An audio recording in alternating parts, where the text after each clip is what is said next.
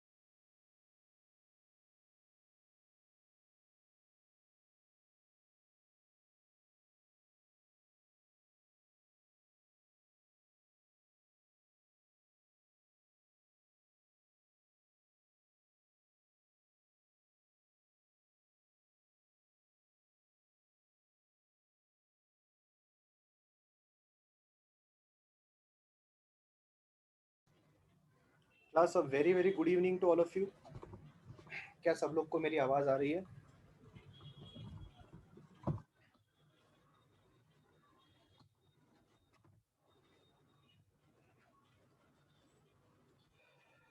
Good evening. Start करें?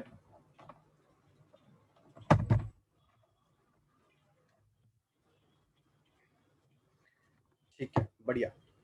तो चलिए, पहले ही कुछ बातें आप लोग के साथ मैं शेयर कर दूं। अगर आप नोटिस कर रहे हैं तो वैसे हमें ये एक्सपेक्ट ही था कि जैसे जैसे मंथ गुजरते जाएंगे, अगर आप जानते हैं कि we started off with the lectures in October, and हमें पता था कि जैसे जैसे हम आगे बढ़ेंगे वैसे वैसे नंबर ऑफ स्टूडेंट्स जो हैं वो कम होते जाएंगे। स्टूडेंट्स कम होने के रीजंस बहुत सारे हो सकते हैं। जो टॉप मोस्ट रीजन तो यही हो सकता है कि बकवास पढ़ाते हो, मतलब कुछ समझ में ही नहीं आता है कि नहीं। ये एक टॉप मोस्ट रीजन हो सकता है कि जो बच्चे नहीं आते उनका टॉप मोस्ट रीजन ये हो सकता है कि पढ़ाना समझ में नहीं आता, इसलिए उन्होंने ग्रुप भी छोड़ दिया या फिर वो आगे नहीं कंटिन्यू करना चाहते। सेकेंड टॉप मोस्ट रीजन जो मुझे और सुरेंद्र सर को लगता है वो ये है कि लेक्चर उन्होंने मिस किया बाय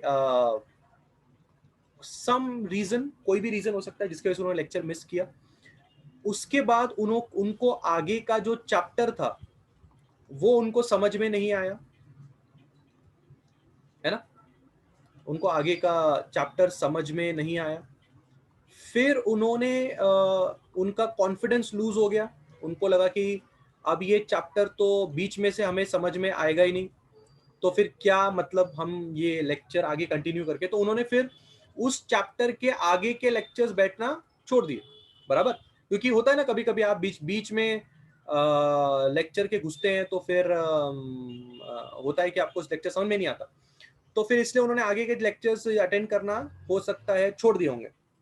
उसके बाद वो ट्रैक नहीं रखते, या फिर आप देख रहे हैं कि लेक्चर्स अटेंड नहीं करते, उन लोग को हम निकाल देते हैं, तो फिर वो भी वापस आने का कुछ इतना दिखाते नहीं है, तो हो सकता है इस वजह से वो लीव कर देते। एंड इनके अलावा मुझे और कोई ऐसा रीजन नहीं दिखता लेक्चर्स ना अटेंड करने का। आई अंडरस्टैंड जिनके कॉलेजेस हैं या जिनकी कोई भी इश्यू है वो मुझे पक्का सामने से मैसेज करके देते हैं कि सर ऐसा हो गया, सर वैसा हो गया। या फिर समझो उन्होंने किसी वजह से 4 दिन लेक्चर अटेंड नहीं किए और इसी 4 दिन के दरमियान मैंने उनको लेक्चर से उठा के ग्रुप से निकाल के बाहर फेंक दिया। तो वो 4 दिन के बाद जब मैं उनको ग्रुप से निकाल देता हूं, वो मुझे सामने से मैसेज करते हैं कि सर क्यों मुझे ग्रुप से निकाला, मैंने ये 2 या 3 दिन ऐसा हो गया था, वैसा हो गया था, इससे मैं लेक्चर अटेंड नहीं कर पाया, I am sorry for that. मैं उनको वापस ऐड कर देता हूँ। बट जिनको मैं निकालता हूँ, अगर उन्होंने वापस रिप्लाई बैक करके ये भी नहीं पूछा कि क्यों निकाला, तो फिर दे आर लाइक कि फिर हमको क्या उसमें। तो करेंटली अगर आप नोटिस करेंगे तो on an average I think we are less than 100, right. We are less than 100 and यही उम्मीद है, हो सकता है that we might go less than 50 also in the coming 4 months। कोई फर्क हमें उससे नहीं पड़ना चाहिए, ना आपको पढ़ना चाहिए ना मुझे पढ़ना चाहिए। मुझे तो नहीं पड़ेगा, but as a student please don't take the number seriously. Don't look at कि कितने लोग लेक्चर अटेंड करते हैं कि नहीं करते हैं। डोंट बी डिसहार्टेंड कि क्या हो रहा है क्या नहीं हो रहा है। बी कॉन्फिडेंट इनफ, जैसे कि मैंने आपको बहुत पहले ये कहा था कि अल्टीमेटली अगर एक बच्चा भी बचा उसको भी पढ़ाया जाएगा। ये बात आप ध्यान में रखना, ठीक है।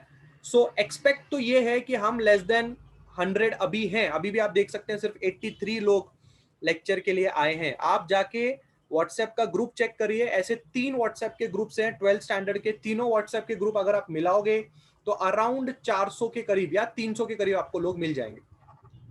300 के करीब शायद मिल जाएंगे आपको लोग, 300 या 350 के बीच में आपको लोग मिल जाएंगे। 300 350 में से सिर्फ और सिर्फ 83 लोग लेक्चर अटेंड करते हैं, मतलब लेस देन 100 ही लेक्चर अटेंड करते हैं, ठीक है। So now the problem is and now the solution is. Bhuvan Patil, आपको नहीं सुनना है, आप लेक्चर छोड़ के जा सकते हो। Bhuvan Patil, you can leave the lecture and you can go if you don't want to listen this. जो बता रहा हूँ इंपॉर्टेंट बता रहा हूँ. अगर नहीं इंटरेस्ट है सुनने में तो लेक्चर छोड़ो, चले जाओ.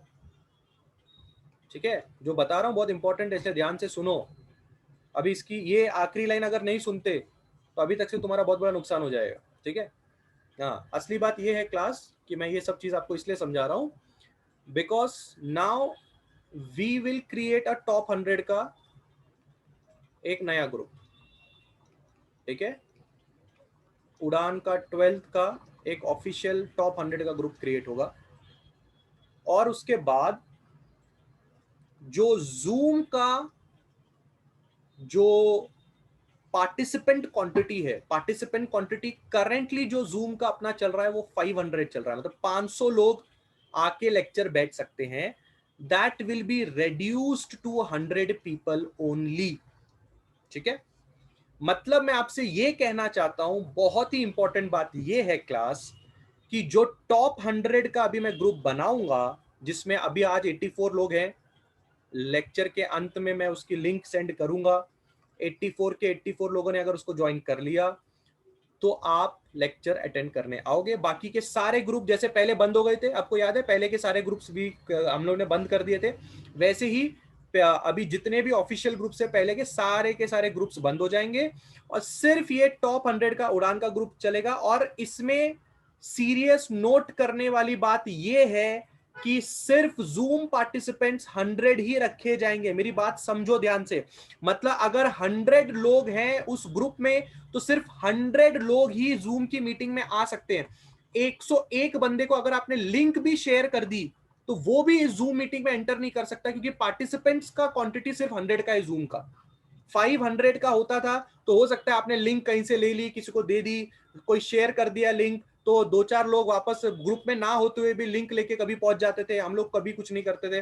पर अभी हम लोग ने जूम की पार्टिसिपेंट्स का जो ये है 500, उसको रिड्यूस करके हम लोगों ने अब 100 कर देंगे. ठीक है, इंटेंसिटी का हम देख रहे हैं. ठीक है, वी विल सी इंटेंसिटी का हम क्या कर सकते हैं, वी विल सी दैट. उसमें भी हम कुछ ना कुछ करेंगे. अगर आप इंटेंसिटी भी चेक कर रहे हैं तो उसमें भी 11th प्लस 12th दोनों मिला के अराउंड 200 लोग ही आते हैं. 200 भी नहीं आते, 180 आते हैं. ठीक है, उसका हम एडजस्ट कर लेंगे. So it's a very very serious thing to understand. ठीक है, बाद में रोना गाना मत करना कि सर हम लोग आ गए थे, हम लोग से गलती हो गई, ये हो गया था, वो हो गया था, ऐसा हो गया था, वैसे हो गया था. ठीक है, कुछ होने वाला नहीं है. ठीक है, आई होप इट्स क्लियर. ठीक है, चलिए आज का लेक्चर स्टार्ट कर रहे हैं. Thank you so much for giving your starting का 10 minute for listening all of this thing. और अगर आप ये भी सुनना चाहते हैं कि सर ये सब क्यों कर रहे हो, तो फिर रीज़न ये है कि जो 500 जूम पार्टिसिपेंट्स का खर्चा हम भर रहे हैं पिछले 3-4 महीने से, वो क्यों भर रहे हैं फिर हम, अगर 500 लोग आके लेक्चर बैठते ही नहीं है तो 500 लोगों का मैं मतलब, अगर आपको पता होगा तो we are using 2 Zoom IDs. शायद ये बात मैंने पहले भी आप लोग को बताई थी. हम 2 जूम आईडीज यूज करते हैं. एक जूम आईडी सुरेंद्र सर के पास है, एक जूम आईडी मेरे पास है. तो 500 पार्टिसिपेंट्स का अगर आप जूम आईडी खरीदते हो तो ये तकरीबन 8,000 और 8,000 मतलब तकरीबन 16,000 पर मंथ हम लोग इसमें खर्चा कर रहे हैं. और अगर 500 लोग आ ही नहीं रहे तो हम ये 16,000 क्यों खर्चा करें फिर. आपकी सही बात है ना, पैसे बचाने चाहिए कि नहीं बचाने चाहिए. अगर 100 लोगों में काम हो रहा है ना, 100 लोगों में अगर हमारा खर्चा आधा हो रहा है, 16,000 का खर्चा हमारा 8,000 में हो जाएगा.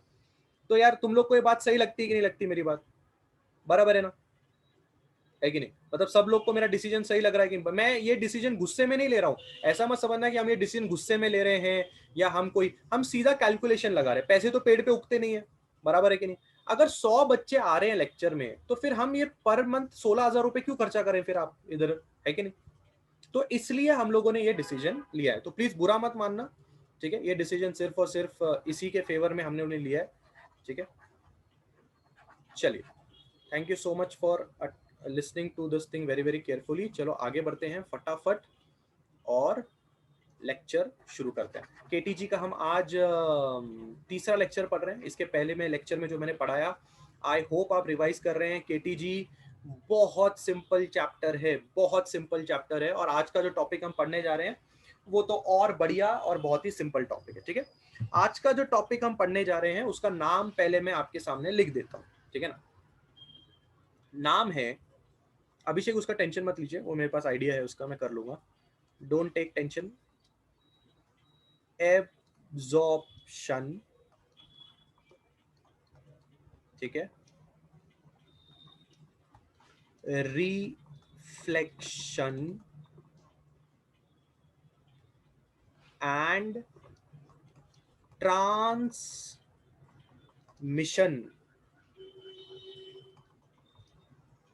Of heat radiation. बहुत ही सिंपल, बढ़िया और मस्त टॉपिक। सो अगला 1 से 1.5 घंटा आराम से बात को जरा समझे, ठीक है। मैं आपसे ये बोलने की कोशिश कर रहा हूं कि सपोज कीजिए कि आपने किसी मटेरियल को हीट दिया, आपने किसी मटेरियल को क्या दिया, हीट दिया। If heat is given to a substance, तो अगर किसी सब्सटेंस को हम हीट देते हैं तो वो सब्सटेंस ये 3 तरह के काम उस हीट के साथ कर सकता है। यानी कि वो उस हीट को या तो एब्जॉर्ब कर सकता है, वो इस हीट को या तो रिफ्लेक्ट कर सकता है, या तो वो उस हीट को ट्रांसमिट कर सकता है। एक और चीज कर सकता है जो हम थोड़ी देर के बाद पढ़ेंगे, पर फिलहाल मैं उसको इधर ही बाजू में लिख देता हूं ताकि जब बाद में आए तो आप उसको लेके टेंशन में ना आए। एक और चीज है जिसको बोला जाता है एमिशन, ठीक है, ये हम बाद में पढ़ेंगे, बस नाम अभी सुन के रखिए। एमिशन जब आएगा बाद में तो उसके बारे में पूरी डिटेल में चर्चा मैं आपके सामने करूंगा। वापस रिपीट करता हूं मैं क्या बोलने की कोशिश कर रहा हूं। मैं ये बोलने की कोशिश कर रहा हूं कि किसी भी सब्सटेंस को अगर आपने हीट दिया तो वो सब्सटेंस ये 3 तरह की चीजें तो पक्का करेगा। अब एक एग्जाम्पल के तौर पे समझते हैं कि रियल लाइफ में क्या हमारे साथ कभी ऐसा हुआ है? बिल्कुल हुआ है। आपके सबके घर में तवा तो होगा, चपाती बनाने वाला तवा आप सबके घर पे होगा, राइट। वो जो चपाती बनाने वाला तवा है जिसके नीचे एक बर्नर लगा होता है, ठीक है, ये बर्नर का इस्तेमाल आप खाना बनाने के लिए कर रहे हैं, बराबर। ये आपका गैस हो गया जिसके ऊपर आपने अपना तवा रखा हुआ है, ठीक है। I guarantee you that you understand this thing कि तवा जो है वो उसको मिलने वाली हीट को वो करता है एब्जॉर्ब, एब्जॉर्ब करता है, तभी तो तवा थोड़ी देर के बाद गर्म होता है, बराबर। तवा अपने में जो हीट उसको मिलती है, आई थिंक तवा उसको रिफ्लेक्ट नहीं करता है ना, तवा उसको रिफ्लेक्ट नहीं करेगा, पर तवा उसको ट्रांसमिट जरूर करेगा। ट्रांसमिट करने का मतलब आप समझ रहे हैं? ट्रांसमिट करने का मतलब तवा अपनी बॉडी से वो हीट किसी और को दे रहा है, और वो और कोई नहीं है, वो चपाती है जिसको आप हीट दे रहे हो, राइट। सो आप बात को समझ रहे हो कि मैंने हीट किसी एक पर्सन को दी, तो हो सकता है वो इन तीनों में से तीनों काम करे, हो सकता है वो इस तीनों में से 2 काम करे, हो सकता है उस तीनों में से एक ही काम करे, तीनों भी कर सकता है, तीनों में से कोई एक काम कर सकता है, तीनों में से कोई 2 काम कर सकता है, जरूरी नहीं है तीनों की तीनों करेगा। चलो अभी जरा एक एग्जांपल ले लेते हैं मिरर का। पहला एग्जांपल तो तवा था। अगर हमने एक मिरर का एग्जांपल लिया तो मुझे आप बताएं इन तीनों में से मिरर क्या करेगा। अगर आपने कोई लाइट मिरर पे फेंक के मारी, आपने मिरर को हीट देने की कोशिश की, क्या लगता है आपको मिरर इन तीनों में से क्या करेगा? क्या क्या कर सकता है? क्या मिरर एब्जॉर्प्शन कर सकता है, रिफ्लेक्शन कर सकता है, ट्रांसमिशन कर सकता है, या सब लोग खाली ये बोलेंगे कि सर मिरर सिर्फ और सिर्फ रिफ्लेक्शन कर सकता है? बिल्कुल सही, बिल्कुल सही। मिरर मैक्सिमम रिफ्लेक्शन कर सकता है, यानी कि ऐसा समझ लीजिए तकरीबन 99.99% पड़ने वाली लाइट पूरी की पूरी रिफ्लेक्ट हो जाती है, which is equivalent to 100% reflection. 0.11%, 0.01% absorb करता है मिरर, थोड़ा बहुत गर्म होगा, बट वो 0.01% हम इग्नोर करते हैं, हम ऐसा बोलते हैं कि मिरर 100% रिफ्लेक्शन करता है। तभी तो आप अपना चेहरा उसमें देख पाते हो। किसी चीज में अपना चेहरा देख पाना is a phenomenon which is related to 100% reflection. आप अपने दीवार में अपना चेहरा क्यों नहीं देख पाते? है ना, दीवार में क्यों नहीं चेहरा दिखता आपका? क्या दीवार लाइट रिफ्लेक्ट नहीं करता? दीवार भी लाइट रिफ्लेक्ट करता है, पर दीवार उतनी लाइट रिफ्लेक्ट नहीं करता कि आपका चेहरा उसमें दिखने लग जाए। मिरर ऐसा करता है। So I hope everybody has understood कि आपको दी हुई हीट इन 3 प्रकार से यूज की जाती है। ठीक है, एक और एग्जाम्पल, और वो एग्जाम्पल आप अभी से ही सुनने लग जाएं। पता नहीं मुझे आपने ये वर्ड कभी पहले सुना है कि नहीं सुना है। वर्ड है ब्लैक बॉडी। ठीक है, अब आधे लोगों को लगता है ब्लैक बॉडी मतलब ब्लैक कलर की बॉडी। बिल्कुल नहीं, मैंने ब्लैक कलर की बॉडी नहीं कहा, मैंने ब्लैक बॉडी कहा। ब्लैक बॉडी एक ऐसा वस्तु होता है जो उस पे पड़ने वाली 100% लाइट को या हीट को एब्जॉर्ब कर लेता है। क्या कर लेता है? एब्जॉर्ब। अब ये ब्लैक बॉडी का एग्जाम्पल दूं आपको, वैसे ये हाइपोथेटिकल कंसेप्ट है, ये भी तकरीबन 99% ही होता है प्रैक्टिकली। प्रैक्टिकली 99% ही होता है, पर हम उसको 100% मान के चलते हैं। ठीक है, अब जो पहला एग्जाम्पल है ऐसे काम करने वाले चीजों का, हम पहले अर्थ पे एग्जाम्पल ले लेते हैं। अर्थ पे एग्जाम्पल है लैंप ब्लैक। अब जितने लोगों ने गांव में थोड़ा बहुत भी समय बिताया होगा तो कंदिल सुना है क्या आपने? कंदिल, have you heard about this thing? Use किया पढ़ाई करने के लिए कभी? आउटर पार्ट थोड़ा ऐसा होता है। I hope I am making it right and you are getting it what I am saying. Right, right. आग जलती है, उसमें से एक जीप बाहर निकलती है ऐसी, उसमें से जीप बाहर निकलती है ऐसी। उस जीप पे अपन ऑयल लगाते हैं, है ना, ये नीचे उसका ऑयल का कंटेनर होता है, बराबर है? Right, right. जब ये जलता है, जब ये जलता है, क्या इस कांच को आपने थोड़ी देर के बाद देखा है? इस कांच के ऊपर एक काली सी परत जम जाती है। कितने लोगों ने वो परत देखी है? हैव यू सीन दैट परत? इसके ऊपर एक काली सी परत जम जाती है। उस काली सी परत का जो पाउडर होता है ना, अगर आपने ऐसा हाथ लगा दिया ना, वो जो परत का पाउडर है, उस पाउडर को अपन लैम्प ब्लैक बोलते हैं। क्या बोलते हैं अपन उस पाउडर को? लैम्प ब्लैक बोलते हैं। वो जो पाउडर है ना, वो पाउडर ब्लैक बॉडी जैसा बिहेव करता है। मतलब वो पाउडर उस पे पड़ने वाली तकरीबन 100%, प्रैक्टिकली बात करूं तो 99% लाइट को एब्जॉर्ब कर लेगा। ऐसे व्यक्ति को आप ब्लैक बॉडी बोलते हो। ऐसे व्यक्ति को आप क्या बोलते हो? ब्लैक बॉडी बोलते हो। समझ में आया? समझ में आया? अब फिजिक्स के हिसाब से, फिजिक्स के हिसाब से अगर आप सोचेंगे तो जरा एक टिपिकल नॉलेज आपके साथ शेयर करना चाहूंगा। जो बॉडी उस पे पड़ने वाली 99 से लेके 100% लाइट यानी कि हीट को एब्जॉर्ब करता है, क्या करता है?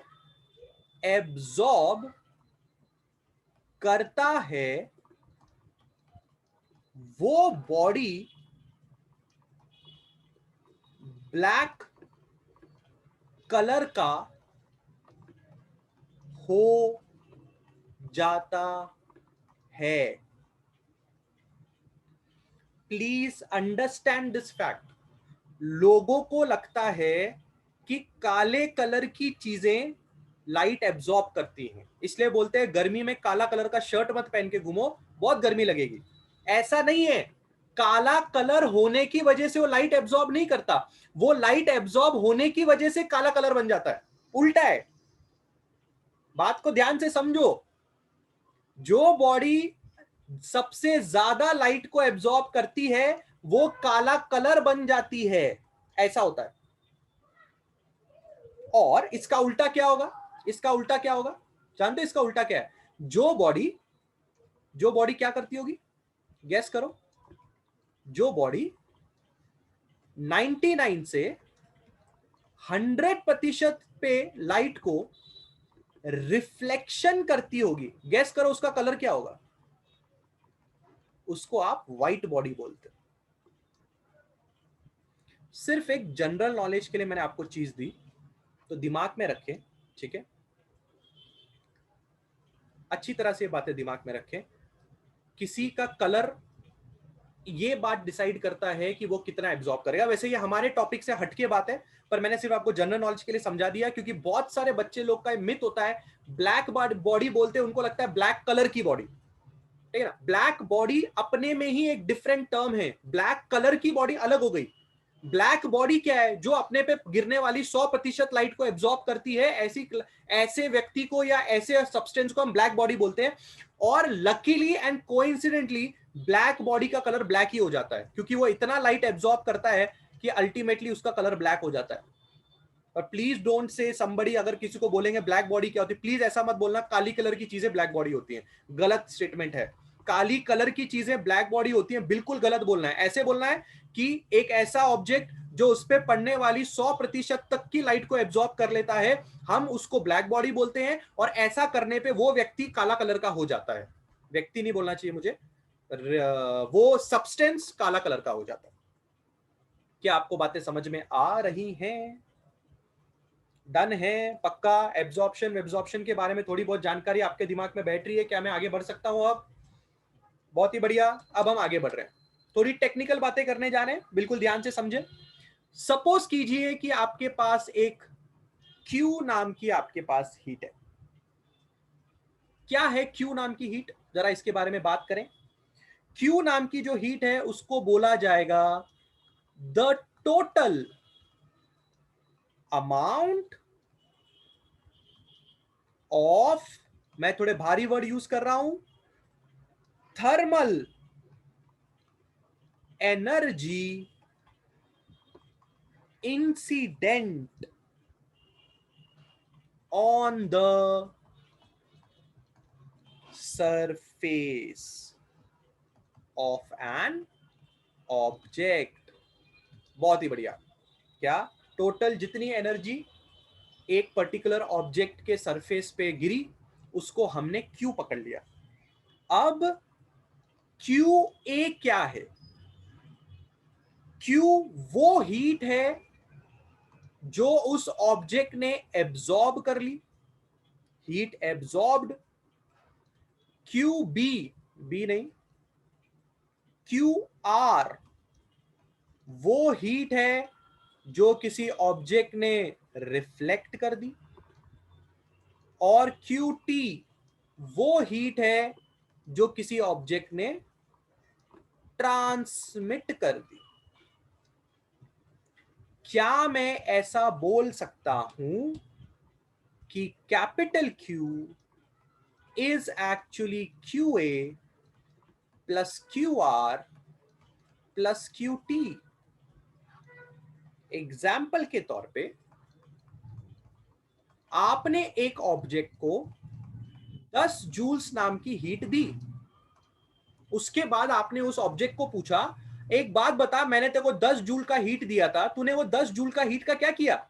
उसने बोला यार उसमें से ना मैंने तकरीबन 7 जूल तो एब्जॉर्ब कर लिया, फिर ना यार उसमें से मैंने ना यार 2 जूल्स को मैंने रिफ्लेक्ट कर दिया, और यार मैंने उसमें से ना यार 1 जूल को मैंने ट्रांसमिट कर दिया। इसका मतलब 7 + 2 + 3 इतना हीट उसको दिया था और इतना उसने कार्यक्रम किया। तो क्या ये फॉर्मूला बनता है? क्या ये फॉर्मूला बनता है? बिल्कुल सही बनता है। कितने लोग को ये फॉर्मूला समझ में आया? जितनी हीट हमने उसको दी, उसने उसको 3 प्रकार से इस्तेमाल किया, इसलिए अगर आप उन तीनों चीजों को ऐड करोगे तो आपको टोटल हीट मिल जाएगा। काम खत्म हो गया, बात बराबर, simple. First formula done everybody, है ना? कोई तकलीफ नहीं फर्स्ट फॉर्मूला समझने में? किसी को कोई डाउट है पूछ सकता है अभी भी, ऐसे कोई डाउट आएगा नहीं, बच्चों वाली चीज तो बता रहे हैं हम लोग, कोई डाउट नहीं है। गॉट इट है सब लोग? सब लोग गॉट इट है? बहुत ही बढ़िया। अब क्या होता है पता है क्या? दुनिया में साइंटिस्ट लोग ना हर चीजों को आसान बनाने की कोशिश करते हैं, पर वो एक आम इंसान को ना वो चीज डिफिकल्ट लगती है, पर है आसान। साइंटिस्ट ने क्या किया? साइंटिस्ट ने कुछ कोएफिशिएंट्स का इजाद किया, जिसको बोला जाता है कोएफिशिएंट ऑफ एब्जॉर्प्शन। मैं आपको बताऊंगा कि ये क्या होता है, और इसी चीज को बोला जाता है एब्जॉर्प्टिव पावर, और इसी चीज को बोला जाता है एब्जॉर्प्टिविटी। चर्चा करेंगे इसके बारे में। फिर साइंटिस्ट ने एक और चीज को जन्म दिया, उसका नाम था कोएफिशिएंट ऑफ रिफ्लेक्शन, और इसका दूसरा नाम है रिफ्लेक्टेंस, जिसको आप डिनोट करते हैं छोटे आर से। और एक चीज का इजाद हुआ, आपने गेस तो कर ही लिया होगा, कोएफिशिएंट ऑफ ट्रांसमिशन, और it is called as transmittance, जिसको हम डिनोट करते हैं टी से। क्या है ये तीनों चीजें? इनका इजाद किस खुशी में किया गया, और ये तीन चीजें तुम्हें क्या बताती हैं? जो तुम्हारा ए क्वांटिटी है, यानी कि कोएफिशिएंट ऑफ एब्जॉर्प्शन है, वो बोलता है क्यू ए बाय क्यू। हाँ अभिषेक, ऑब्वियसली गैसेस भी एब्जॉर्ब करती है ना, गैसेस हीट एब्जॉर्ब नहीं करती? करती है। कभी ऐसा महसूस हुआ है कि पंखा गर्म हवा फेंक रहा है? कभी ऐसा महसूस हुआ है एसी ठंडी हवा फेंक रहा है? सुना है कभी ऐसी बातें आपने? है ना, पंखा गर्म हवा फेंक रहा है, एसी। अभिषेक ने वैसे सवाल क्या पूछा, मैं आप लोग को बताना चाहता हूँ, बहुत ही अच्छा सवाल पूछा उन्होंने। अभिषेक का सवाल ये था कि सर, जैसे अभिषेक शायद सोच रहे होंगे सर तवा का एग्जांपल दे रहे हैं, पर हम लोग तो केटीजी चैप्टर पढ़ रहे हैं, केटीजी मतलब हम लोग गैसेस के बारे में पढ़ रहे हैं, तो क्या ये सब चीजें गैसेस पे अप्लाई होती हैं? क्या गैसेस भी एब्जॉर्प्शन, रिफ्लेक्शन और ट्रांसमिशन करती हैं? करती हैं, गैसेस भी करती हैं सब कुछ। मैंने सिर्फ तवा का एग्जाम्पल आपको इसलिए दिया ताकि आप रियल लाइफ में उसको समझ पाए, बट हम ये पूरी चीजें गैसेस के रिस्पेक्ट में ही पढ़ रहे हैं, इसलिए आप उसका टेंशन मत लीजिए। ठीक है, जैसे गैस भी गर्म होती है, गैस भी ठंडी होती है ना?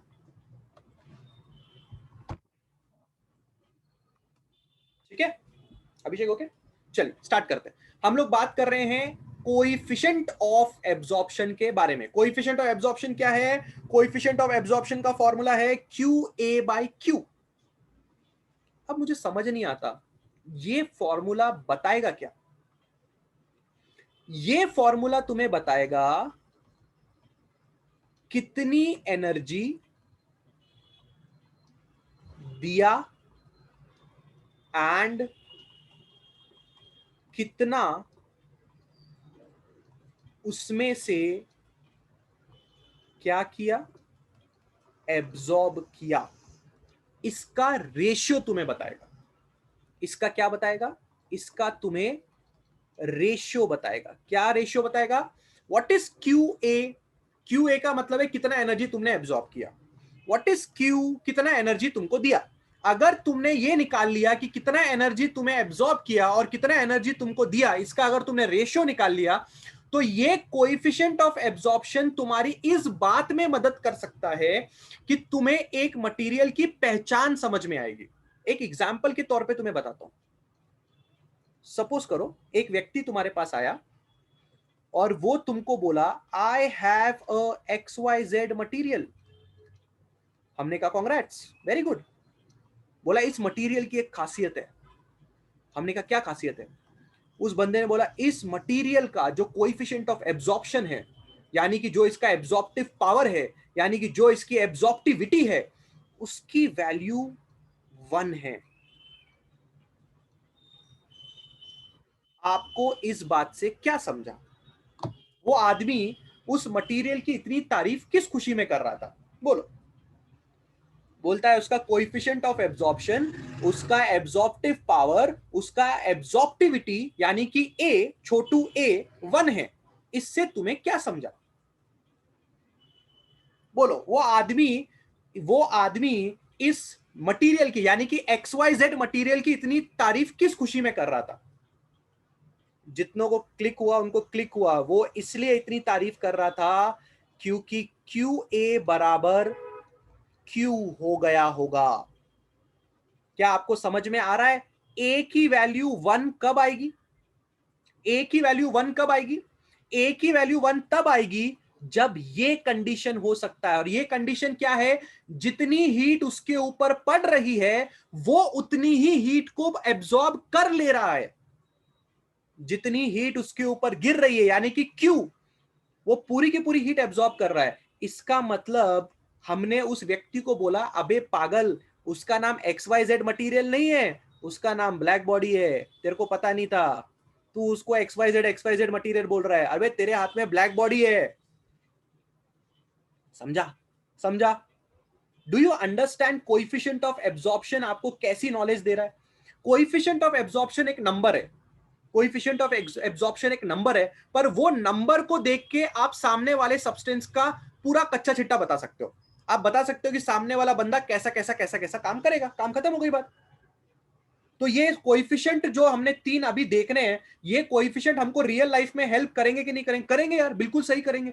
अगर आप जाते हो बाहर और आप अगर फिजिक्स की लैंग्वेज में सामने वाले से बात करना चाहते हो, तो आप सामने वाले को बोलो कि मुझे एक ऐसा बंदा चाहिए जिसका कोएफिशिएंट ऑफ रिफ्रैक्शन 1 है। क्या बोला मैंने? ऐसा बंदा चाहिए जिसका कोएफिशिएंट ऑफ रिफ्लेक्शन 1 है। ये फॉर्मूला है।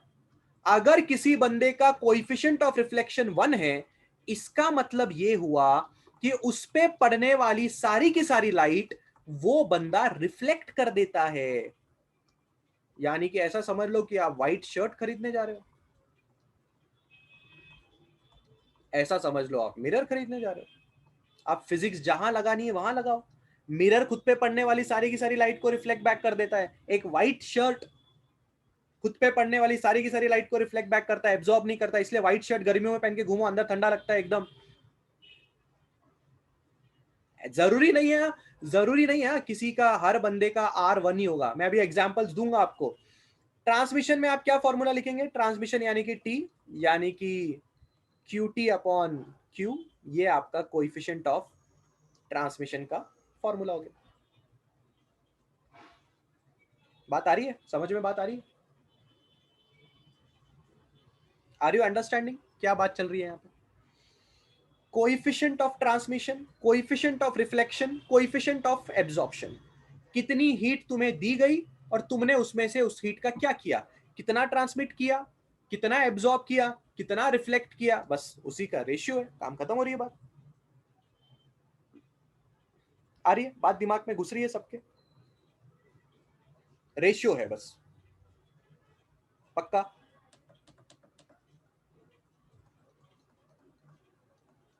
एग्जाम्पल और एक नॉलेज पहले, उसके बाद example. The sum of all coefficients should be equal to 1 and it can never be greater than 1। बात को समझे।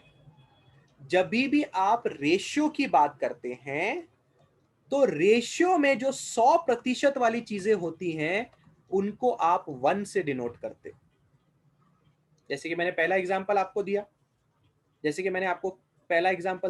है ना? 100% लाइट उसने एब्जॉर्ब की, तो मैक्सिमम ए की वैल्यू कितनी पहुंची? 1। अगर ब्लैक बॉडी की हम बात करें, लेस देन 1 हो सकता है। अगर हम ब्लैक बॉडी की बात करें, एग्जांपल मैं आपके सामने पेश करने वाला था, अगर हम ब्लैक बॉडी की बात करें, समझो हम ब्लैक बॉडी का एग्जांपल लेके बात करते हैं, समझो हमने एग्जाम्पल में ले लिया ब्लैक बॉडी, जिसको हमने अभी ऊपर पढ़ा, तो ब्लैक बॉडी का ए कितना है 1, ब्लैक बॉडी का आर कितना है 0, ब्लैक बॉडी का टी कितना है 0, इन तीनों को ऐड करो, A plus R plus T, answer 1 ही आएगा। तीनों को ऐड करके आंसर 1 ही आना चाहिए। एक एक का आंसर लेस देन 1 हो सकता है, पर तीनों का आंसर मिला के 1 ही आएगा। कभी भी सोच के देखो। एग्जाम्पल के तौर पे दूसरा एग्जाम्पल मेरा, अगर हम बात कर रहे हैं मिरर के बारे में, तो अभी अभी आपने मिरर के बारे में सुना, मिरर का ए 0, मिरर का आर 1, मिरर का टी 0, करके देखो add, A plus R plus T कितना आएगा 1 ही आएगा। चलो ब्लैक बॉडी मिरर छोड़ के बात करते हैं। आधे लोग का रहेगा नहीं सर ब्लैक बॉडी मिरर छोड़ के कोई एग्जाम्पल दो, ठीक है, ये लो ब्लैक बॉडी मिरर छोड़ के कोई एग्जाम्पल लेते हैं। चलो तवा ले लो, तवा ले लेते एग्जाम्पल, है ना। समझो तवा का कोएफिशिएंट ऑफ एब्जॉर्प्शन जो है वो 0.9 का है, सॉरी 0.9 मतलब 90% एब्जॉर्प्शन, ऐसा पहले लिख लेता हूं। आर 5%, नहीं एब्जॉर्प्शन 90%, आर 5%, ट्रांसमिशन, ठीक है चल ट्रांसमिशन भी 5% लेते हैं, बराबर। क्या तीनों को मिला के 100% हो रहा है? बोलो, तीनों को मिला के 100% हो रहा है? क्या समझ में आ रहा है कि तवा 90% एब्जॉर्ब करता है, तवा 90% एब्जॉर्ब करता है, 5% रिफ्लेक्ट करता है और 5% रिफ्लेक्ट करता है। क्या तीनों को मिला के 100% हो रहा है? और 100% का मतलब यही होता है ना, 1 ही होता है ना।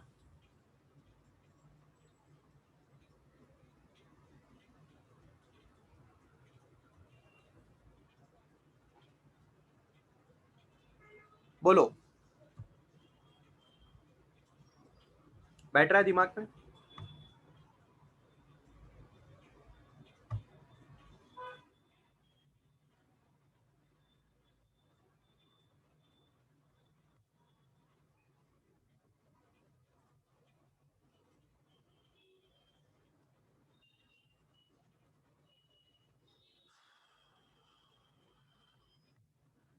बहुत ही बढ़िया, ठीक है।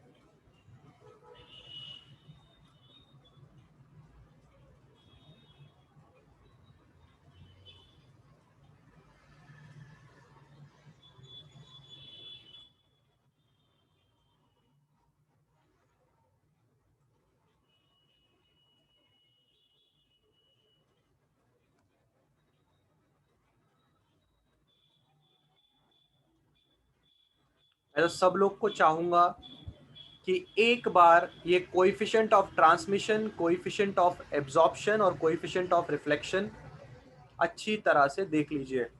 आगे जाके बहुत ज्यादा लफड़ा होता है। अभी तुम्हें इजी लग रहा रहेगा, आगे जाके लफड़ा ना हो इसलिए बोल रहा था, ठीक है। चलो अब हम आगे बढ़ रहे हैं। अगली चीज हमें क्या बतानी है, ठीक है। कुछ टाइप के मटेरियल्स होते हैं, ठीक है, जिनके नाम मैं अभी आपके सामने पेश कर रहा हूं, बिल्कुल ध्यान से उनके बारे में सुनना। एक मटेरियल है जिसकी कैटेगरी है, उसको बोला जाता है डायअथर्मनस। क्या? डायअथर्मनस सब्सटेंस। केमिस्ट्री में अगर कभी सुना रहेगा तो सुना रहेगा, ठीक है। डायअथर्मनस सब्सटेंस की कैटेगरी में जो चीजें आती हैं, सर टेक्स्ट बुक में टीआर क्यों दिया है ट्रांसमिशन में? टीआर कहां टीआर दिया?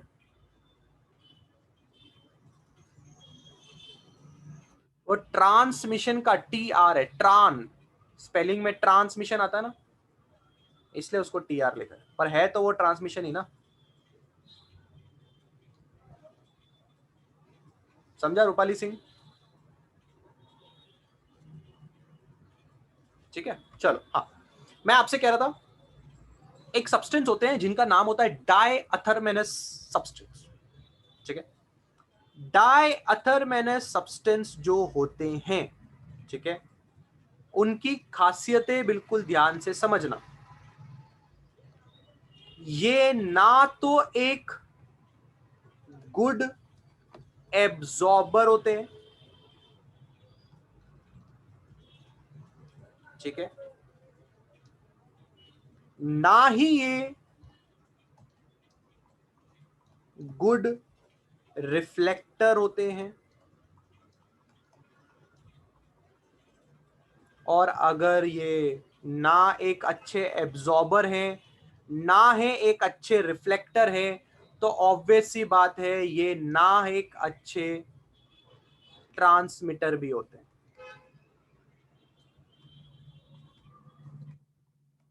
मतलब एक आम सा जो मटेरियल होता है ना, जो ना तो कोई अच्छा ट्रांसमीटर बनता है, ना कोई अच्छा रिफ्लेक्टर बनता है, ना ही कुछ अच्छा एब्जॉर्बर बन रहा है, एक मीडियोकर टाइप जो ऑब्जेक्ट होगा जो सब चीजें थोड़ी थोड़ी थोड़ी थोड़ी थोड़ी थोड़ी थोड़ी करता होगा, उसको हम एक डाई अथरमेनस सब्सटेंस बोलते हैं।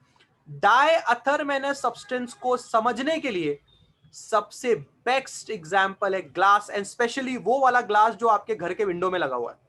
सोच के देखिए, घर पे लगा हुआ विंडो ना तो सूरज से आने वाली सारी की सारी लाइट को रिफ्लेक्ट करता है, ना तो वो सूरज से आने वाली सारी की सारी लाइट को एब्जॉर्ब करता है, और ना ही वो सूरज से आने वाली सारी की सारी लाइट को ट्रांसमिट करता है।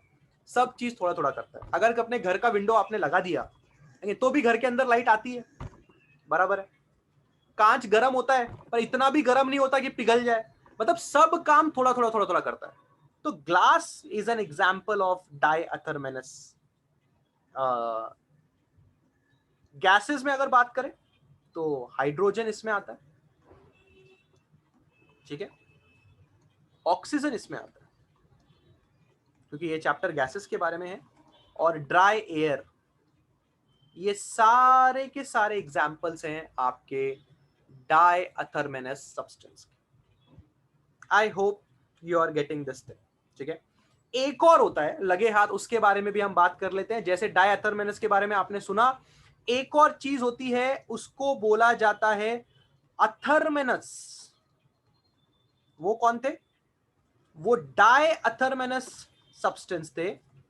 ये वाला अथरमेनस सब्सटेंस है, ठीक है।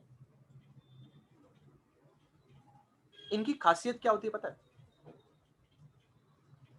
इनकी खासियत ये होती है कि ये डू नॉट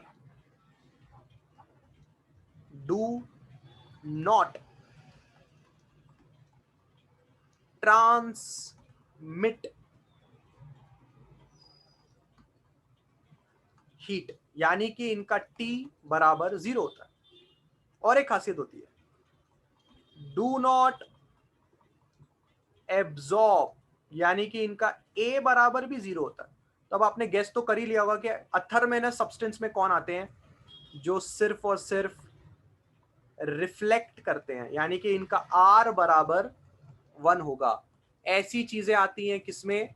अथरमेनस सब्सटेंस के अंदर। तो एग्जाम्पल देने की जरूरत है कि आप पहले ही समझ चुके हैं कि ये लोग बहुत ही बढ़िया गुड रिफ्लेक्टर वाली कैटेगरी में आते हैं। ऐसे गुड रिफ्लेक्टर वाली कैटेगरी में आने वाले लोगों को अथरमेनस सब्सटेंस बोला जाता है। क्लियर? तो क्या आपने अभी मेरे मुंह से 3-4 ऐसे बंदों के नाम सुन लिए? सबसे पहले आपने सुन लिया ब्लैक बॉडी, फिर आपने सुन लिया अथरमेनस सब्सटेंस, फिर आपने सुन लिया डायथरमेनस सब्सटेंस। डायथरमेनस सब्सटेंस सबसे अच्छे भले लोग, ना तो अच्छा रिफ्लेक्ट करते हैं, ना तो अच्छा एब्जॉर्ब करते हैं, ना तो अच्छा ट्रांसमिट करते हैं, सब कुछ थोड़ा थोड़ा करते हैं, ठीक है। अथरमेनस वाले बंदे एकदम परफेक्ट रिफ्लेक्टर होते हैं, ना तो ट्रांसमिट करेंगे ना तो एब्जॉर्ब करेंगे। एग्जाम्पल के तौर पर मिरर पकड़ लो, आपके अथरमेनस सब्सटेंस के अंदर आ गया। और लास्ट वाला बंदा अगर लिखना है तो मैं यहां पे भी लिख के आपको बता सकता हूं, इन्हीं के साथ लगे हाथ उसकी भी तारीफें कर लेते हैं। वो है कौन? वो है आपका ब्लैक बॉडी। इसकी बातें हम पहले भी कर चुके हैं। ब्लैक बॉडी का R बराबर 0 होता है, ब्लैक बॉडी का T बराबर 0 होता है, पर ब्लैक बॉडी का A बराबर 1 होता है। तो इन 3 तरह के सब्सटेंसेस को आप अच्छी तरह से अपने दिमाग में रखें। बोलो, क्लियर है? Diathermanous, athermanous, black body, any doubts you can ask.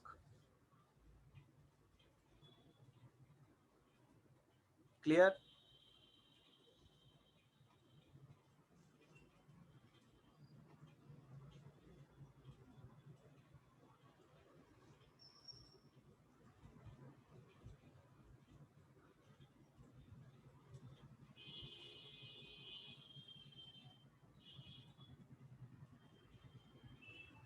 Athar मेनस में वुड का एग्जाम्पल दिया हुआ है, तो क्या वुड रिफ्लेक्टर्स नहीं बन सकते? Can't would be a good reflectors? कभी आपने पेड़ का तना पकड़ के ऐसे गाल पे लगाया? पेड़ का तना, जस्ट सी हाउ ठंडा इट इज। आपने एक एनिमल का नाम सुना, उसका नाम कोला होता है, कोला। टेडी बियर जैसा दिखता है, पर वो पेड़ को पकड़ के ऐसा चिपक के, पेड़ पे ऐसा चिपक के सोया रहता है, देखा है? उसका नाम कोला होता है, कोला। ऐसे मोटी मोटी आंखें होती हैं, टेडी बियर जैसा दिखता है, बिल्कुल टेडी बियर जैसा दिखता है।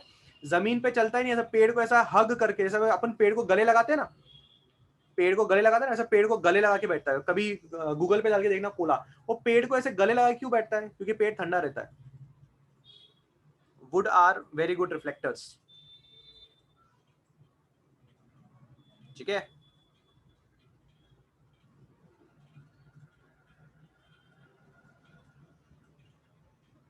No no no no no word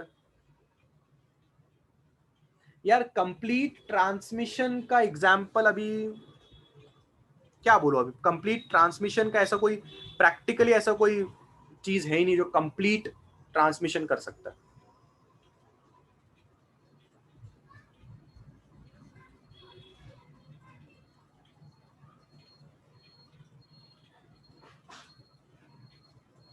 ठीक है,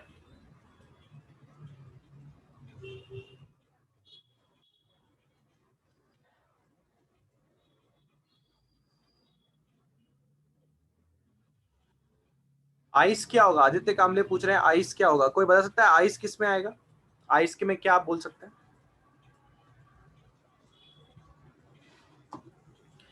आदित्य कामले का सवाल है कि सर आइस में क्या होगा, बोलो।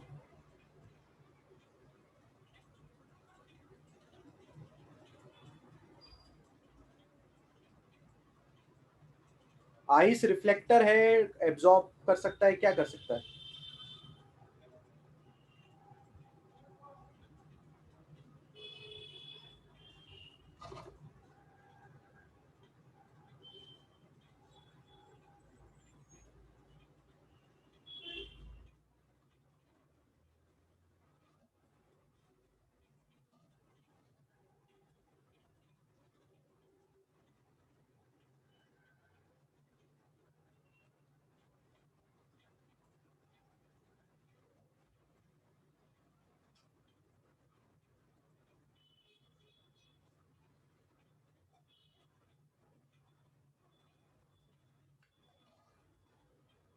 बिल्कुल सही,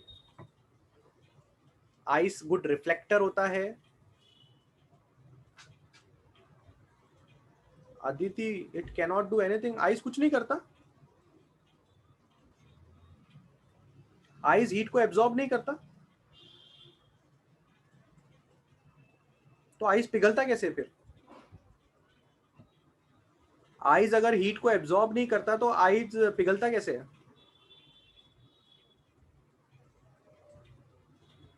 बराबर,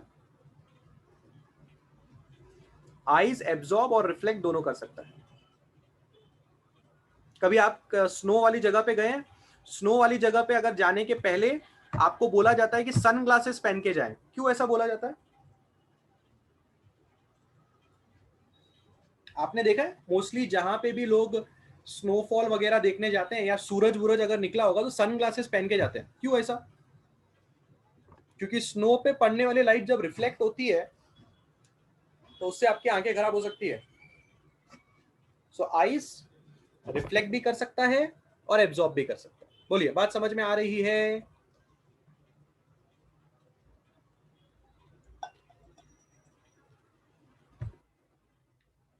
दिग्विजय, कंडक्टर्स ट्रांसमिशन करते हैं पर 100%, मैंने, कोई मुझे सवाल पूछ रहा था 100% का जवाब दो, 100% ट्रांसमिशन, इसलिए मैंने 100% ट्रांसमिशन कोई जवाब नहीं दिया। मैं बोल भी सकता आयन है, कॉपर है। चलो आगे बढ़ रहे हैं, ठीक है। अब हम देखने जा रहे हैं एक मैन मेड ब्लैक बॉडी। क्या बोला हमने? Man made black body. इस मैन मेड ब्लैक बॉडी को हम बोलते हैं फेरीज ब्लैक बॉडी। क्या बोलते हैं इसको हम लोग? Ferry's black body. इंपॉर्टेंट, आपके बोर्ड्स में ये क्वेश्चन आ सकता है, what is Ferry's black body.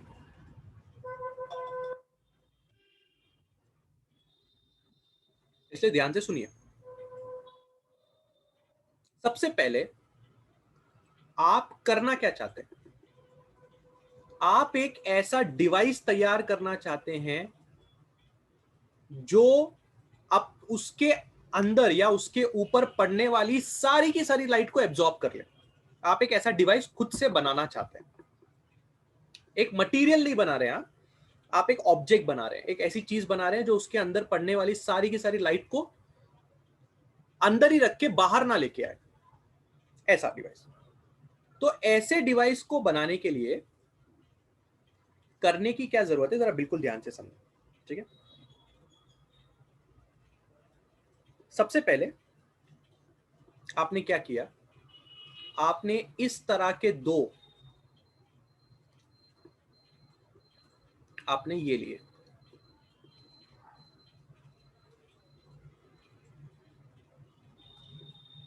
एक यहां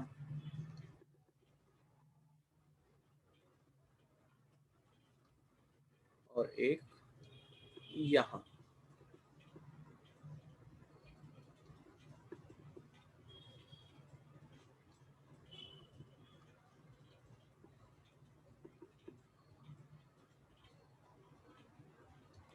ठीक है, ये जो आप सरफेस देख रहे हैं दोनों, ये जो सरफेस है this is silver polished, silver polished surface. दोनों वाले हैं, दोनों सरफेस सिल्वर पॉलिश सरफेस होंगे। इन दोनों सरफेस के बीच में जो जगह आपको दिखाई दे रही है, यहां पे आपने रखना है वैक्यूम। वैक्यूम मतलब क्या? इन दोनों सरफेस के बीच की जगह आपने खाली कर लेनी है, मतलब वहां से एयर तक निकाल लेनी है, ठीक है। उसके बाद आपने क्या करना है, ये जो सरफेस है इसके अंदर की तरफ, ये जो अंदर की तरफ आपको दिखाई दे रहा है, इस सरफेस के अंदर की तरफ आपने लैंप ब्लैक से कोट करना है। ऐसा लैंप ब्लैक का जो पाउडर है ना, जो हमारे पास नेचुरल ब्लैक बॉडी है लैंप ब्लैक, उसका पाउडर लेने का और वो पाउडर ऐसा अंदर से पूरा इसमें लगा देने का। आप बोलोगे sir man made black body बनाने के लिए हम नेचुरल ब्लैक बॉडी का इस्तेमाल तो कर ही रहे हैं। हाँ, करना ही पड़ेगा, उसके बिना होएगा ही नहीं। तो समझो बात को, समझो बात को। क्या किया आपने ने, एक ऐसा गोला लिया, वो गोला सिल्वर पॉलिश होना चाहिए, सिल्वर पॉलिश अंदर से बाहर से सब जगह से सिल्वर पॉलिश करने का। दोनों सरफेसेस के बीच में जो खाली जगह है उधर वैक्यूम रहना मांगता है। वैक्यूम का मतलब इवैक्यूएटेड स्पेस होता है। वैक्यूम का मतलब क्या होता है? इवैक्यूएटेड स्पेस, मतलब वहां से एयर भी निकाल देने का, ठीक है ना। क्या है, क्या बोलते हैं इसको? इवैक्यूएटेड स्पेस, ठीक है। बोला इसको इवैक्यूएटेड स्पेस। अंदर की तरफ क्या करने का, अंदर की तरफ लैम्प ब्लैक ऐसा लगा देने का। तो ये काला काला चल जो तुमने लगाया है, ये क्या है? Surface coated with lamp black, ठीक है। उसके बाद क्या करने का, अंदर की तरफ एक और कार्यक्रम है, अंदर की तरफ इस तरह का एक कोनिकल प्रोजेक्शन लगाने का। अब ये जो कोनिकल प्रोजेक्शन है, इसके ऊपर भी लैम्प ब्लैक से कोटिंग करने का। अब ये कोनिकल प्रोजेक्शन क्यों लगाया मैं आपको समझाता हूं। कोनिकल प्रोजेक्शन का मतलब है ऐसा ही एक कोनिकल ऐसी चीज लगाओ और उस कोनिकल चीज को भी लैम्प ब्लैक से पोत दो। क्या पोत दो? लैम्प ब्लैक से पोत देने का उसको। ठीक है, so this is a conical projection. इसको क्या बोलते हैं अपन लोग? इसको बोलते हैं अपन क्या? This is called as conical projection. ठीक है, और उसके बाद यहां से एक जगह थोड़ी खाली कर देने का, ऐसी जहां से लाइट एंटर कर सके। वैसे जगह इतनी छोटी होती है कि लाइट यहां से एंटर तो कर सकती है पर यहां से बाहर नहीं आती। ठीक है, एक छोटा सा ओपनिंग होता है यहां पे, बहुत ही छोटा सा ओपनिंग।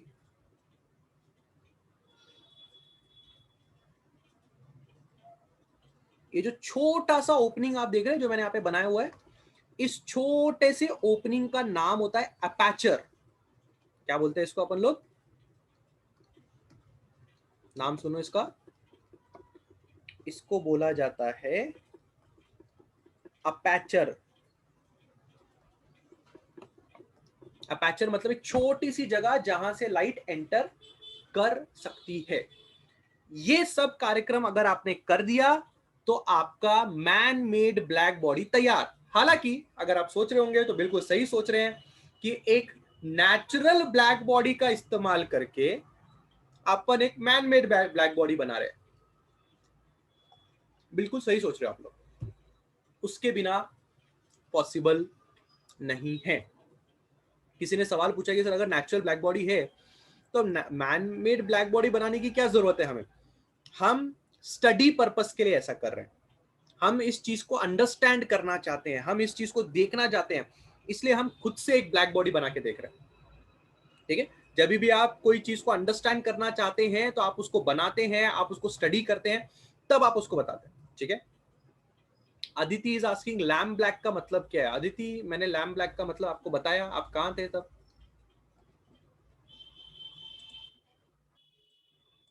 क्या मतलब बताया मैंने लैम्प ब्लैक का?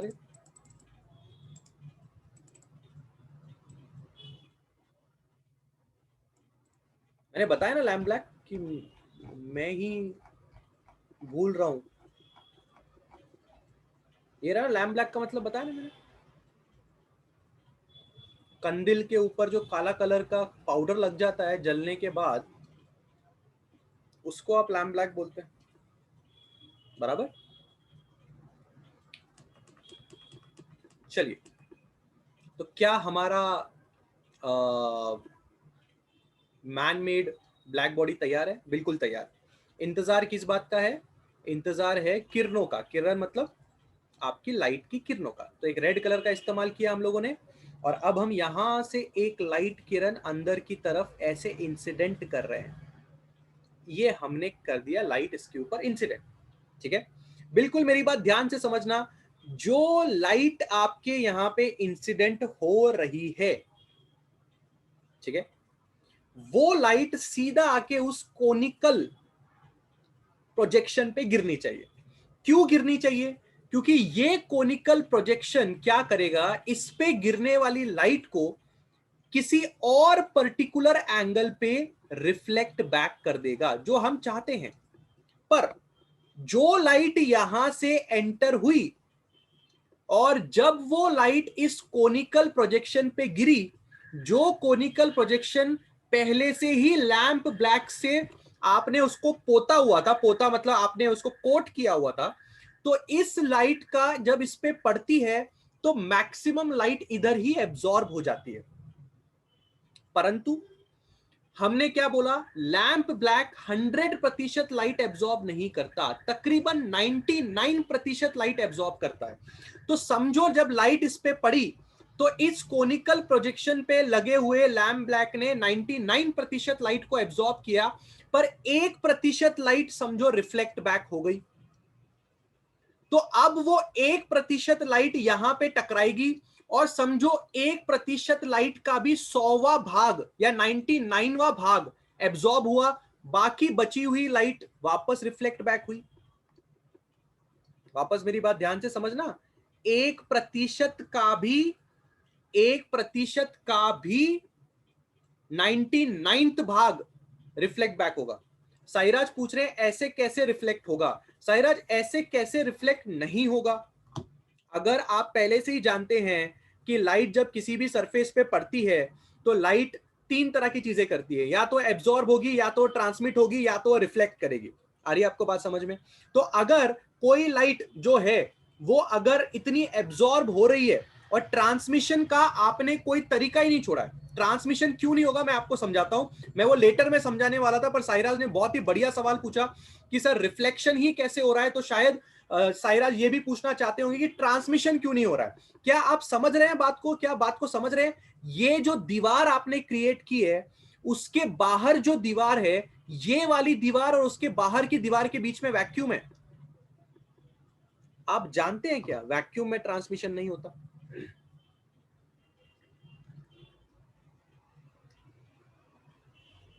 किसी को समझा?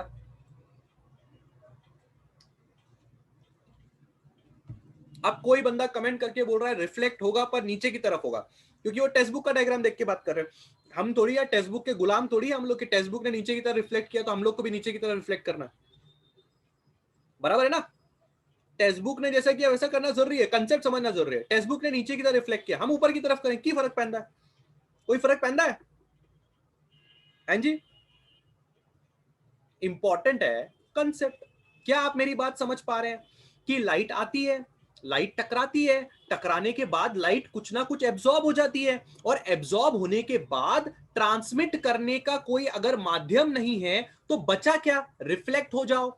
रिफ्लेक्ट होने के बाद भी लाइट को पता चल रहा है कि मेरे को बहुत बार रिफ्लेक्ट होना पड़ेगा, तब जाके एक ऐसा टाइम आएगा कि लाइट के पास रिफ्लेक्ट होने के लिए कुछ बचेगा ही नहीं।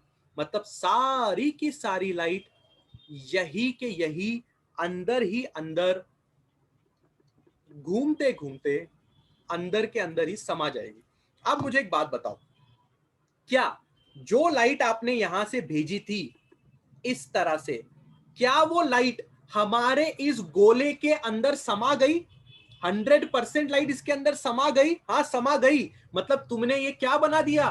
तुमने एक चीज बना दी जिसका नाम है मैन मेड ब्लैक बॉडी, या तुमने बना दिया फेरीज ब्लैक बॉडी। फेरी वो साइंटिस्ट है जिन्होंने ये बनाया है, इसलिए उनके नाम पे ये चीज हमने की है। आई नो कॉन्ट्रडिक्टिव स्टेटमेंट्स ये हो सकते हैं कि sir man made black body is made with using natural black body.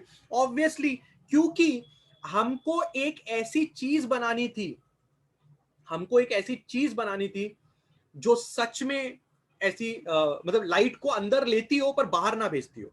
ठीक है ना? सिल्वर पॉलिशिंग का यूज इसलिए किया गया है क्योंकि सिल्वर पॉलिशिंग की वजह से बाहर से भी कोई और लाइट अंदर की तरफ ना आ सके। आउटर सरफेस सिल्वर पॉलिशिंग इसलिए किया है क्योंकि जो लाइट आप यहां से भेजो सिर्फ वही अंदर रहे, बाहर से भी कोई लाइट अंदर की तरफ ना आए।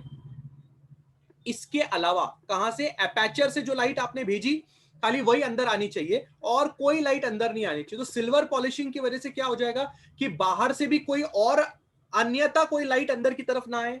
वैसे भी हमने जो प्रिकॉशन लिए है उसमें आप देख सकते हैं दोनों दीवारों के बीच में वैक्यूम है, ये भी प्रिकॉशन है। तो अंदर से भी कोई बाहर नहीं जाएगा और बाहर से भी कोई अंदर नहीं आएगा।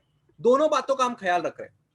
अंदर कोई चीज आएगी तो वो सिर्फ अपर्चर से आएगी, और एक बार कोई लाइट अपर्चर से अंदर घुस के आ गई वो लाइट इस गोले के अंदर ही समा जाएगी। इसी को तो ब्लैक बॉडी बोलते हैं। शेख फराज पूछ रहे हैं कि सर कितने बार रिफ्लेक्शन होगा? इनफाइनाइट बार रिफ्लेक्शन होगा। Sheikh Faraz, I don't have an idea about that, कितनी बार रिफ्लेक्ट होगा। उतनी बार रिफ्लेक्ट होगा जब तक रिफ्लेक्ट होगा जब तक अंदर के अंदर ही लाइट समा नहीं जाती। क्या आपको ये बात समझ में आ रही है? सब लोगों को बात समझ में आ रही है? Yes yes Aditya, absolutely correct.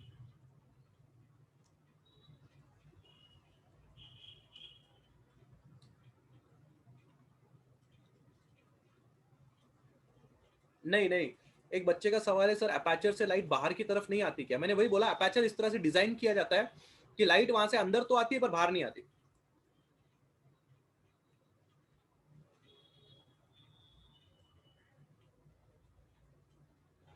कोई सवाल पूछना चाहते हैं पूछ सकते हैं।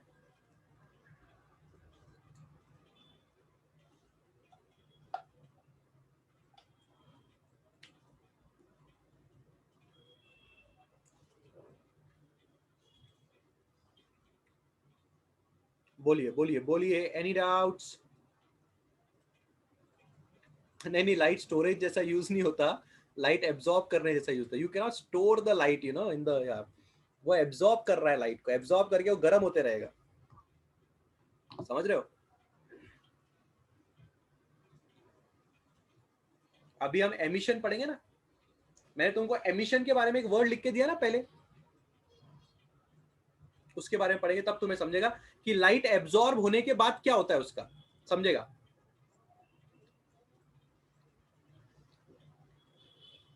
नहीं नहीं नहीं, अपर्चर बहुत छोटा होता है। अपर्चर जितना मैंने बड़ा बनाया उतना बड़ा अपर्चर होता ही नहीं है।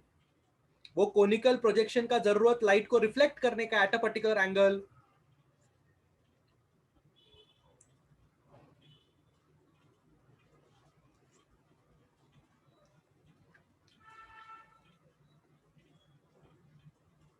लाइट जिस फॉर्म में होती है उसी फॉर्म में एब्जॉर्ब होती है।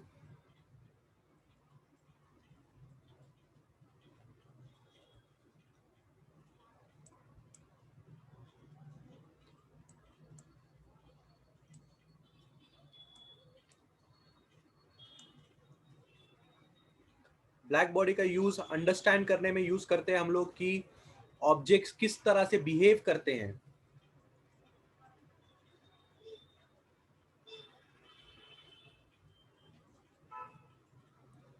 Specially we use to understand black hole. नहीं जाती सौरभ, लाइट रिफ्लेक्ट होके ब्लैक अपर्चर से बाहर नहीं आती।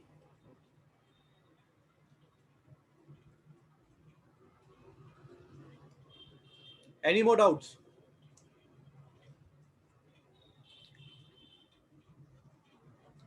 अपर्चर बहुत छोटा होता है, अपर्चर बहुत छोटा होता है।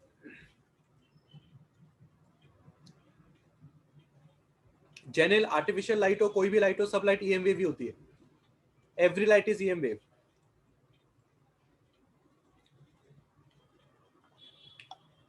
Durgesh, EM wave, EM wave. Saurabh, aperture बहुत छोटा होता है।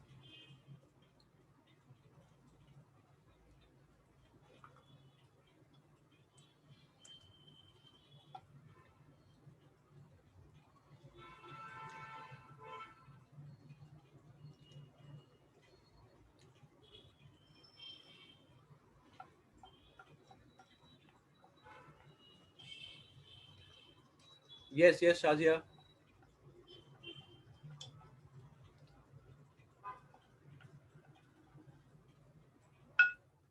Okay, most of the common doubts are कि ये कोनिकल प्रोजेक्शन का जरूरत क्या था। ठीक है, व्हाट इज द जरूरत of this conical projection? Please understand, जब भी कोई लाइट किसी जगह पे पड़ती है तो इस कोनिकल प्रोजेक्शन की मदद से आप उस लाइट को ऐसे रिफ्लेक्ट करते हैं कि वो लाइट आपके ब्लैक बॉडी के अंदर ही रह जाए। Please pay attention, this conical projection की हेल्प से लाइट को ऐसे रिफ्लेक्ट किया जाता है कि लाइट इस गोले के अंदर ही रहती है। जैसे मोस्ट ऑफ लोग सवाल पूछ रहे हैं कि अपर्चर से लाइट अंदर तो आती है, बाहर क्यों नहीं जाती? क्योंकि इस लाइट को ऐसे एंगल पे रिफ्लेक्ट किया जाता है कि उसका इसी जगह से वापस निकल जाना नामुमकिन हो जाता है। इसलिए अगर आप देख रहे हैं तो ये कोनिकल प्रोजेक्शन ऐसे एंगल पे रखा हुआ है कि इस पे लाइट कहीं भी पड़े वो ऐसे रिफ्लेक्ट होगी कि वो वापस इसके यहां पे नहीं पहुंचेगी। इसलिए कोनिकल प्रोजेक्शन इंपॉर्टेंट है। वरना अगर आपने यहां पे कोनिकल प्रोजेक्शन नहीं रखा तो लाइट यहां पे टकरा के 180 डिग्री मार के बाहर निकल सकती है, इसलिए हम वो करना नहीं चाहते। तो जैसे मैंने आपसे कहा कि अपर्चर से लाइट बाहर अंदर तो आती है, बाहर तो नहीं जाती। द रीजन इज कि अपर्चर पहली बात तो बहुत छोटा होता है, और दूसरी बात कि आप ऐसा भी समझ सकते हो कि अपर्चर जो चीज है, एक बार लाइट हमने अंदर भेज दी, उसके बाद अपर्चर हम क्लोज भी कर सकते हैं। ऐसा जरूरी नहीं कि अपर्चर 24 घंटे चालू रखेंगे। पर कोनिकल पेंडुलम का मतलब, पेंडुलम बोल रहा हूं, कोनिकल प्रोजेक्शन का यूज समझो। This is use to reflect the light at a particular angle so that the light stays inside this गोला आकार थिंग। ठीक है,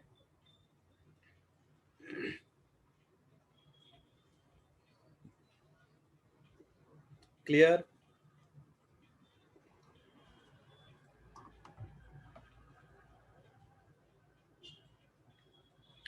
बहुत सारे लोग ये भी सवाल पूछेंगे, सर ब्लैक बॉडी का यूज कहाँ होता है? हम ब्लैक बॉडी का यूज मैं आपको बताऊंगा।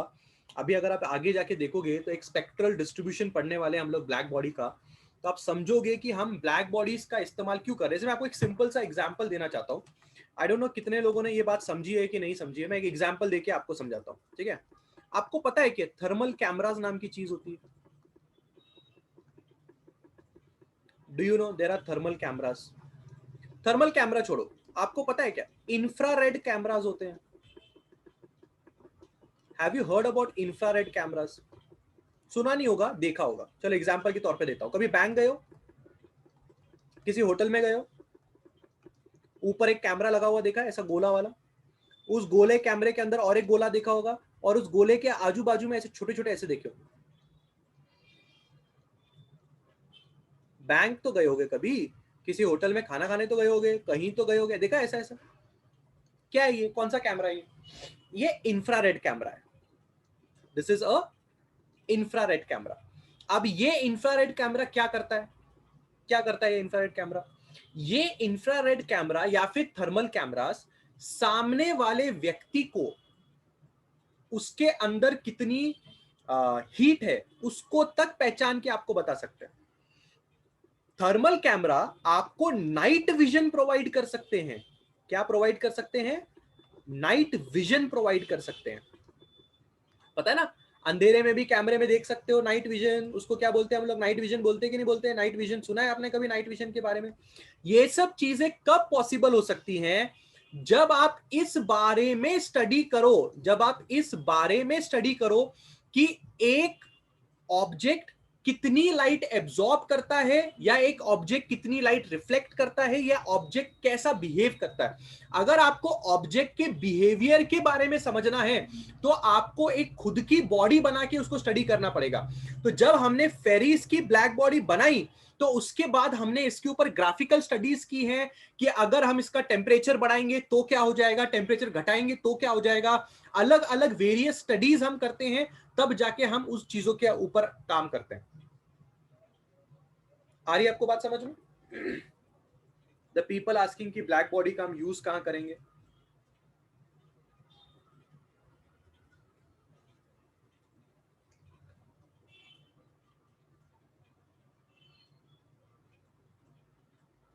डन। Any more doubts? और कोई डाउट? जल्दी जल्दी जल्दी जल्दी जल्दी बोलो।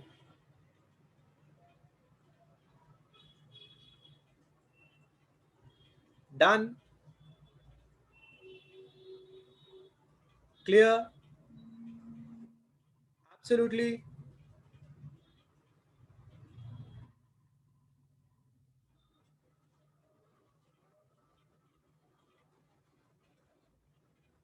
बहुत ही बढ़िया। सो क्लास, आज आपने बहुत ही इंपॉर्टेंट चीज सीखी है। Please try to read this black body, Ferry's black body from the text book also. ठीक है, एक रीडिंग करिए आपके टेक्स्ट बुक से। रीडिंग करने इसलिए बोल रहा हूं क्योंकि ये एक थ्योरेटिकल क्वेश्चन पूछा जाता है एग्जाम में, तो पेपर में क्या क्या लिखना है, कुछ पॉइंट्स अगर आपको टेक्स्ट बुक से मिल जाए तो एक 1.5 पेज का एक आंसर तैयार कर लीजिए। अगर क्वेश्चन ऐसा आया कि एक्सप्लेन फेरिस ब्लैक बॉडी, अब वो 2 मार्क के लिए आए, 4 मार्क के लिए आए, या 5 मार्क के लिए आए, या 3 मार्क के लिए आए, तो आपके पास एक अच्छा कंटेंट होना चाहिए इस टॉपिक के ऊपर, तो just give it a reading from the text book. एक 1.5-2 पेज का एक आंसर बना के तैयार रखें। इंपॉर्टेंट क्वेश्चन है, बहुत बार पूछता है, तो एग्जाम में आने के बाद शब्दों की कमी नहीं पड़नी चाहिए, शब्दों की कमी नहीं पड़नी चाहिए, इसलिए। ठीक है,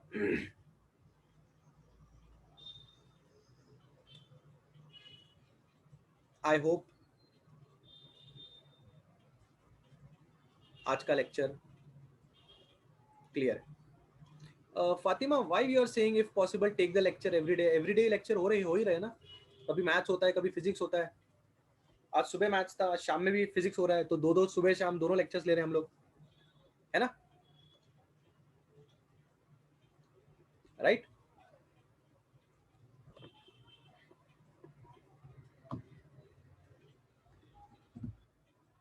बराबर।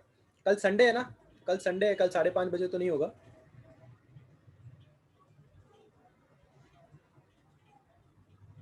बोर्ड्स कब है पता नहीं, बोर्ड्स कब है पता नहीं।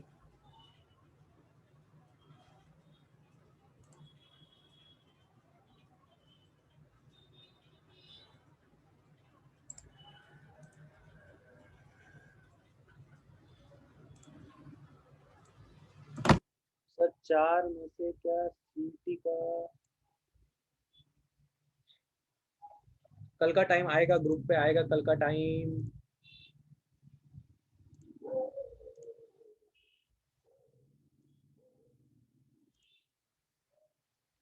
कल का टाइम ग्रुप पे आएगा बेटा।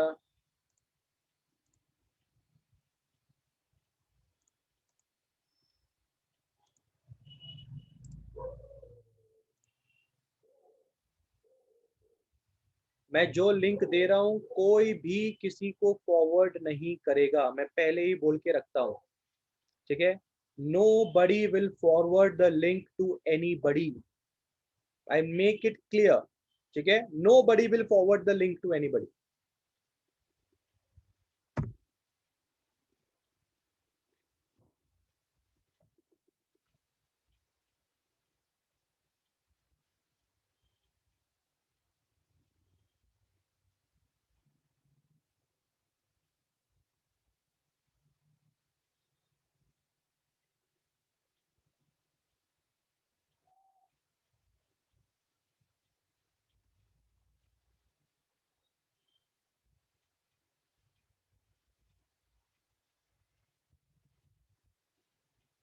If you have joined leave. Thank you so much, कल का शेड्यूल आएगा। ठीक है,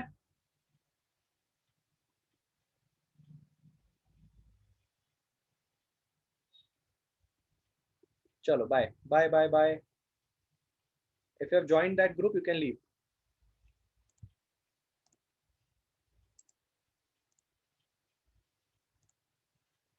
कल का शेड्यूल भेजूंगा, कल का शेड्यूल भेजूंगा, आएगा ग्रुप में कल का शेड्यूल।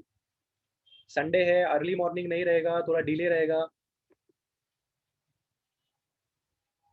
आज का पढ़ो, ट्रांसमिशन रिफ्लेक्शन आज के आज खत्म करो, ब्लैक बॉडी आज के आज खत्म करो, सिंपल चैप्टर है केटीजी। ठीक है, टाइम वेस्ट नहीं। चलो बाय बाय बाय, फटाफट ज्वाइन करो।